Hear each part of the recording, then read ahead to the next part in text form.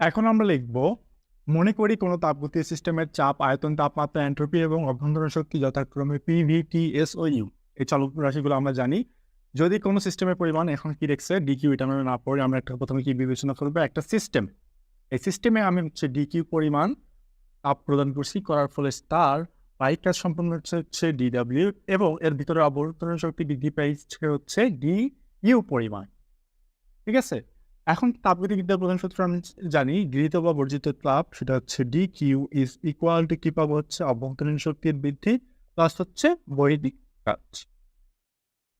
এখন আবার স্থির চাপেকৃত কাজ, এখন স্থির চাপেকৃত কাজের জন্য আমরা একটা রাশি জানি, DW is equal two PDV. ঠিক আছে, এখন এই ডিডাব্লিউ এর মানটা যদি আমি কি করি উপরের সমীকরণে বসাই, তাহলে আমি সমীকরণটা পাবো হচ্ছে D Q is equal to D U plus P D V. এটাকে আমরা কি করব, 1নং সমীকরণ দ্বারা প্রকাশ করব।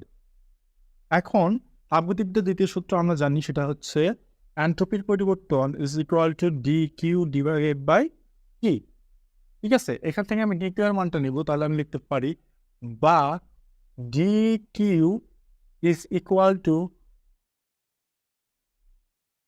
কি হবে, টি ডি এস। এইটাকে আমি 2নং সমীকরণ দিব। এখন যেহেতু নিচে আমার জায়গা কম আছে, সেজন্য আমি এটা পুরোটা মুছে দিয়ে তারপর হচ্ছে আবার লিখব। এখন আমরা লিখব, এক্ষেত্রে হেলমহোল্টজের মুক্ত শক্তির অপেক্ষক হবে, আমরা জানি F is equal to U minus T S. ঠিক আছে, এটাকে যদি এফ আমরা অন্তরীকরণ করি তাহলে আমরা কি পাবো, ডি এফ। ঠিক আছে, হচ্ছে ডি ইউ। তাই আমরা কি জানি, দুইটা রাশি থাকলে একটা রাশি বাদ দিয়ে তারপরটাকে অন্তরীকরণ করতে হয়, তার মানে ডি এস। ঠিক আছে, তারপর প্লাস দিতে হয়। ঠিক আছে, প্লাস দিয়ে আবার কি করতে হয়, আগের বর্ষে যেটাকে আমরা রেখে দিচ্ছিলাম সেটাকে অন্তরীকরণ করতে, আর এটাকে রেখে দিতে পারে এস ডি ই। আগেরবার এটাকে করি নাই, ওই জন্য এটাকে করলাম, আর এটাকে করছিলাম বলে এটাকে বাদ দিলাম। এই মাইনাস এই প্লাসে হয়ে যাবে হচ্ছে মাইনাস। ঠিক আছে, এরপর আমরা লিখতে পারি বা D F is equal to D U minus, এখন কি আমরা একটা সমীকরণ পেয়েছিলাম ডি কিউ এবং সমীকরণে D Q equal to E D S, উভয় পক্ষে যদি আমি মাইনাস দ্বারা ই করি কি পাবো, মাইনাস মাইনাস মাইনাস, এটা শূন্য মাইনাস ডি ই। ডি এর সময় সময় লেখা যায় কি, ডি কিউ উপরে মাইনাস থাকলে মাইনাস থাকবে, তাহলে D Q minus S D T. এমনকি ডি কিউ টি কিউ সময় সময় আমরা কি পাইছিলাম, এটা ছিল দ্বিতীয় নং সমীকরণ, তাহলে ব্র্যাকেটে দিতে পারি আমরা 2 নং হতে। ঠিক আছে, তারপর আমরা লিখবো হচ্ছে বা D F is equal two, এখন আমরা কি পাই দেখি, ডি কিউ এর মান আমরা প্রথমে একটা সমীকরণ, প্রথম সমীকরণ D Q is equal to D U plus P D V. এটা লেখা যায় D Q minus D U plus P D V minus S D E. ঠিক আছে, তাহলে পরবর্তীকালে যদি আমি মাইনাস দেয় তাহলে পাচ্ছে যে D F is equal to D U minus D U plus P D V minus S D T. এই মাইনাসের সাথে গুণ হলে তাহলে এটা তো মাইনাসই হয়, তবে মাইনাস বা D F is equal to কি পাবো, এটা আমাদের থাকবে না, তাহলে পাবো minus P D V minus S D টি।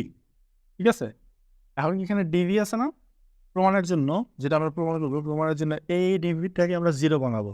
তাহলে ডিভি কি, সম আয়তন, তাহলে আমরা লিখতে পারি সম আয়তন প্রক্রিয়ায়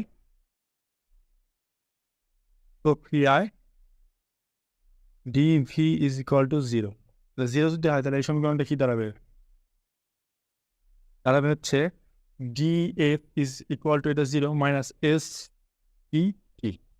ঠিক আছে? আর এটার সাথে যদি আমি ভাঙবি তাহলে আমি এটাকে লিখতে পারি বা ডিএফ বাই ডিটি কি ভি স্থির সম আয়তন মানে কি ভি স্থির নিচে হচ্ছে V equal to minus S.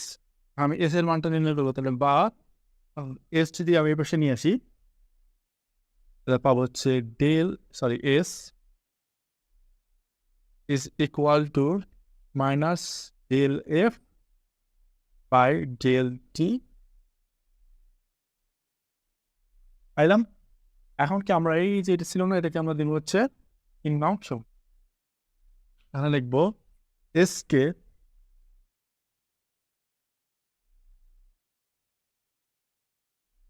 তিন নং সমীকরণে বসিয়ে পাই। ঠিক আছে? তাহলে এফ সমান করছি এইটা, তাহলে এফ মাইনাস কি পাবো is equal two new minus তিন, আর এটার মনে হচ্ছে মাইনাস এইটা, এই মাইনাস এই এস এর জায়গায় বসাই এস ইজ ইকুয়াল টু এইটা, এই সমীকরণটা যদি দেখি তাহলে এই মাইনাসের সাথে হচ্ছে প্লাস, আর এটা একই থাকবে del F R del E V. ঠিক আছে? এর পরবর্তীতে আমরা যে আমাদেরকে প্রমাণটা দিচ্ছে সেই প্রমাণটা তার জন্য আমরা কি করব, এটাই আমরা এখানে লিখি যেহেতু জায়গা নেই, এই জন্য আমরা লিখব এই যে ইউটাকে এক সাইডে রাখবো, আর হচ্ছে এই যে টি আছে টি ইন্টু এস এর যে মানটা ছিল সেই মানটা আমরা হচ্ছে পুরোটা এই এফ এর পাশে দিয়ে দিব। তাহলে পাবো হচ্ছে U is equal to F minus T del F by del T. ঠিক আছে? এর নিচে আমরা লিখে দিতে পারি এটি কি হচ্ছে কি আমার অন্তস্থ শক্তি বা অভ্যন্তরীণ শক্তি, অভ্যন্তরীণ